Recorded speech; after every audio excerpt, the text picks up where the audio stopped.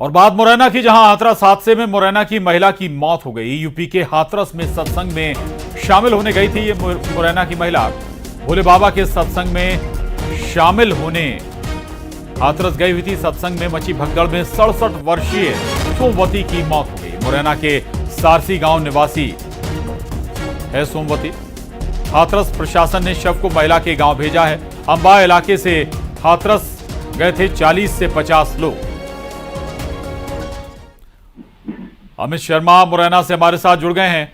अमित, एक और दुखद खबर ये मुरैना के लिए हाथरस हादसे से जुड़ी हुई।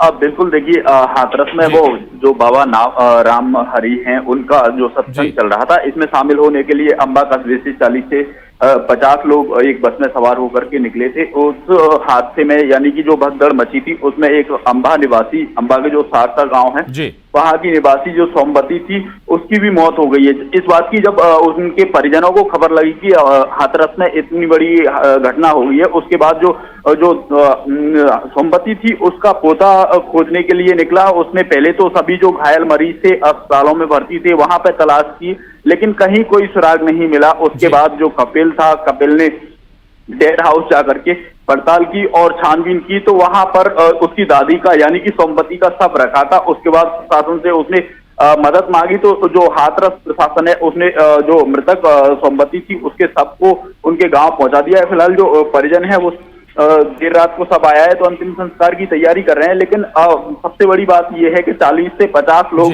मुरैना से भी गए थे, और दुखद खबर यही है कि मुरैना की भी महिला जो सोमवती थी 67 वर्ष की, उसकी मौत हो गई है। अमित, जो 40 से 50 लोगों का जिक्र आप कर रहे हैं, बाकी सभी सुरक्षित हैं? पुष्टि हो गई है क्या?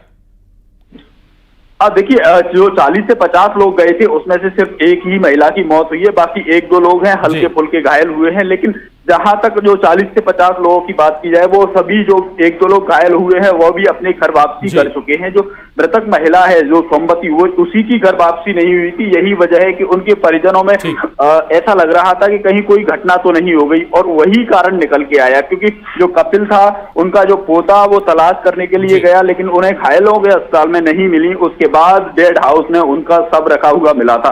तो बाकी जो 40 से 50 लोग वर्षीय सोमवती को अपनी जान गंवानी पड़ी हाथरस हादसे में। सत्संग के बाद यह हादसा हुआ था। भोले बाबा सत्संग कर रहा था। शुक्रिया अमित आपका इस पूरी जानकारी।